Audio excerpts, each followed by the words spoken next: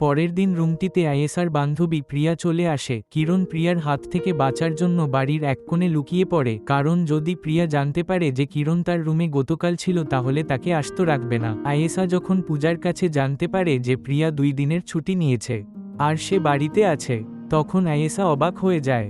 বাড়িতে তো আমার ভাই আছে, যদি প্রিয়া তাকে দেখে ফেলে তাহলে কিরণের যে কি হবে। সেই সময় রাহুলকে দেখে পূজা লুকিয়ে পড়ে, কারণ পূজা রাহুলকে ভালোবাসে। রাহুল জানে না যে তার ছোটবেলার বান্ধবী পূজা এখানে জব করছে। পরের সিনে কিরণ সেখান থেকে পালানোর জন্য ব্যাগ প্যাক করছিল, কিন্তু প্রিয়া সেখানেও পৌঁছে যায়। তার হাত থেকে বাঁচার জন্য কিরণ খাটের নিচে লুকিয়ে পড়ে। প্রিয়া তখন লাল হিট নিয়ে এসে কিরণের চোখে স্প্রে করে দেয়। রাহুল পূজাকে দেখে ফেলে আর তাকে নিজের দেশে ফিরে যেতে বলে, কারণ রাহুল চায় না পূজা এখানে জব করুক। রাহুল ফোন করে পূজার টিকিট বুক করতে যায়, কিন্তু পূজা যেতে চায় না আর রাহুলকে বলে আমি তোমাকে ভালোবাসি। তখন রাহুলের হাত থেকে ফোন পড়ে যায়।